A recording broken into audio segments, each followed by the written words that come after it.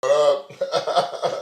What up? What you do? What up? What you? What up? What you do? What up? What you? What up? This video goes out to Patricia M. Foster. M. Foster. Yo, Patty, what's happening? So she asked me about, and if this cuts off on you guys, sorry about that. My phone is, it's weird. So she asked me about veterans and and she thought veterans had a lot of money. So okay, my phone's doing weird things. All right, so this is how it goes, Patty. There are different ways for veterans to get paid if they're injured. Okay, so if you have an injury, you know they calibrate it by the injury that happened in the military. And some injuries outside of the military, meaning while you were in and then when you got out, depending on if it's service connected. So if your injury is service connected, then they look at that outside of the military as well as inside of the military. So let's just say that, and they rate it by percentage. So let's just say that you were in the military and you were a mechanic and accident happened and you broke your leg while you were working on a Humvee or whatever. So they take that and they say this happened while you were in the military, and then they go, okay, let's look at this. I'm not going to do this here. This is messing up.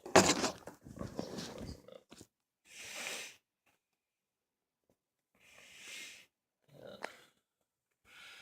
My phone is messing up. Anyways, all right. I was trying to do this in Cook. Anyway, so they look at it and they rate you by your and they put a percentage on the rate. So they say it goes from 1 to 100. And so if you're 10%, you get maybe 130, $40, something like that. If you're 20%, it goes up from there. It goes all the way up to 100%. Some people are 100% disabled or walking around looking like everybody else. You can't tell. But they may have something that injured their spinal cord, or they may have a fractured, bone that's never going to heal right, or it might have a pin or, something in it that's really severe. They can't do the work that they used to do. And it's because they were in the military. Some people are PTSD. Some people are all messed up in the head. They can't function right. One thing to set them off, one loud bang.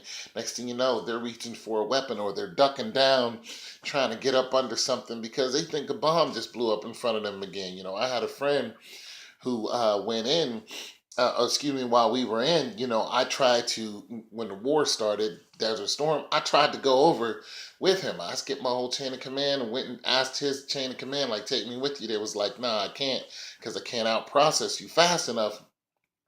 Well, as soon as he went over there, they landed them in the hot zone off a C-141, which is a really big, it's like a 747 airplane, except it's bulkier because it carries military equipment and men. And he said we had the low crawl off of the plane, and as soon as me and my buddy stood up, they shot him in the head and blew his head off. He said my other friend got his leg blown off, and I know the guy who got his head blown off. I know him. I've seen him before. I just can't remember his name. So that could have been me, and I didn't know this till 20 years later, till I found him on Facebook. So I've had some friends who've gone over, and they're just completely wiped. They're done. They tried to get out here and get jobs. And one friend, he tried to become a police officer. He was successful for a while, but his mind is just messed up off of seeing that and being through that. When you're trudging through a foreign land with a 45, a 50 cal, and an M16. Look, you're not in Kansas anymore, Dorothy. You know what I'm saying? So it messes with you, And as soon as you get in the service, they hand you an M16.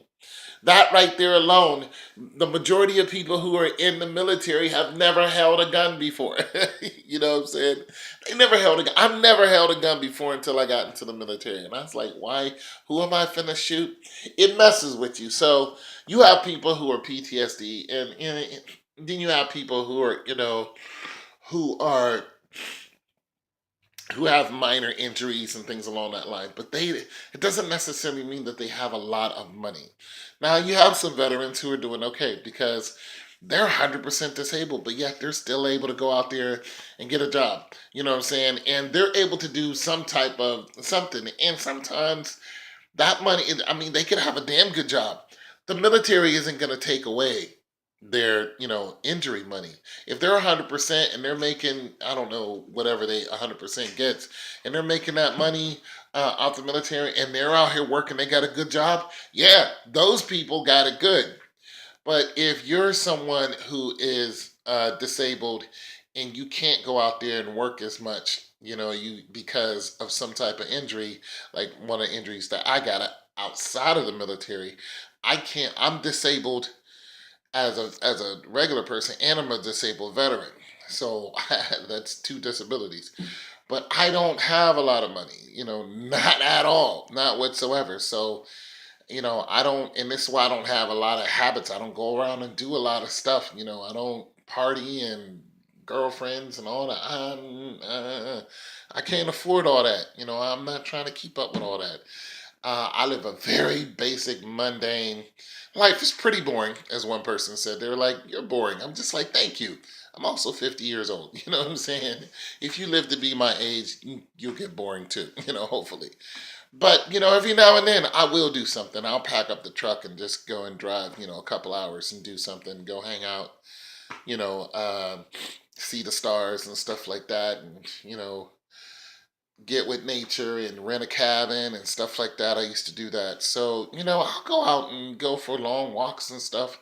And chill out and do stuff along that line. I may even go to a beach or something like that. So it's just not I'm sitting in the house being a hermit. But some of the time, like my neighbors would be like, "Wow, we were gonna come by just to see if you were still alive." I'm like, "Well, thank you," because I just don't do a lot of stuff, and it's not always because I don't have a lot of money. It's because I just don't have a lot of interest. I've lived two lifetimes already. Trust me. I've done a lot of great things that I'm very grateful for. Some I'm not grateful for, but like I said, as far as the military is concerned, it's not always somebody's getting money. Now, in some cases, somebody might have an injury and they don't know that the military could pay them. So what happens is they go to a military service office, and that veterans rep will tell them, they'll say, "Okay, what is your injury?" And they say, "I got injured doing this, that, and the third." What'll happen is they will pull their record. So they'll have to write Washington. Washington will grab their DD 214. They will also take that information. Then they'll get the military records. So the military records kind of hard to get. But once you get your military records, this also happens whenever any veteran goes to any military hospital. So they have to get your hospital records from Washington. Now that's that whole data file that used to be all paper, but now it's not anymore. So they can just pull your record. They can send it to you on a computer now, and it's a lot easier. It's a lot faster. It used to be a big old file like this, but now it's not anymore. But not unless you print it off, which you can get that printed off for your own records. But nonetheless, they will go through that. The military goes through that, and they were they decipher what's what on that, and they say, "Okay, you had this injury, you had this injury, you had that injury," and then they back pay them from the day that they walked in and said, "Hey, I want to make a claim." It's almost like suing the military. It really is. It's suing the military is what it is.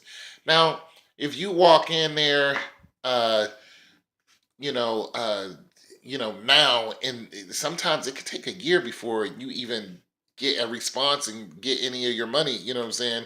You might get a letter, but you probably won't see any money till like a year.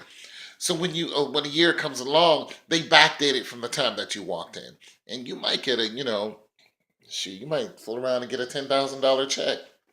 That has happened, or even more. It depends on where they put you at. They say, hey, you're 100% disabled. You fool around and get $20,000 check. And then that check will just continue on and on and on until they deem that you no longer need this anymore. But usually that doesn't happen. You have to Sometimes you have to do something to make that happen, but the majority of the time that usually doesn't happen. So, do to answer your question, no, the majority of us don't have a lot of money. This is why you see a lot of military veterans who are homeless. And that's not purpose. It's not because they want to be loners and they want to be some lone wolf, or they want to go out there and, I can handle it. I'm a man or I'm a woman and this is what I was taught. No, it's because they don't have any money. They can't afford the rent and light and gas and water and all those other bills and insurances, and they can't do that. You know what I'm saying? And also, when you go as far as a military hospital is concerned, once you make so much money, the military hospital is like, well, we're not gonna pay for, not unless it's service connected, and then they'll start taking money from you, and sometimes they'll take it right out of your military check. So it's a whole intricate system that once you get into it, you really see the inner workings. But half of my family on my father's side is all military. You know, I'm Army, my sister's Army, her son is Army, my dad was Army, my brother is Army. So, you have a lot of, military people that run in my family. So we all know, yeah, but not all of us are disabled. Not all of us get a military check. My dad was not injured. He doesn't get a military check. However, my sister's Humvee was in an explosion. So she is 100% disabled, but she's walking around like looking like everybody else. She goes to work. Sometimes she'll get a government contract job. My brother's 100% disabled, and he's retired from the military, so he's doing okay. You know what I'm saying? But nonetheless, rich? No, not even close. A lot of money? Neither one of them. You know what I'm saying? They're just regular, average, everyday people, and that's the status that the military leaves you at. Regular, everyday. Nobody's out here getting rich off of that. Anyways, I hope that helped you out and cleared up some things. And like I said, I don't have a lot of money. I don't make a lot of money, and money I get from YouTube is a surplus, and I take that and share it with you guys. Sometimes. It's your boy Tone 202, man.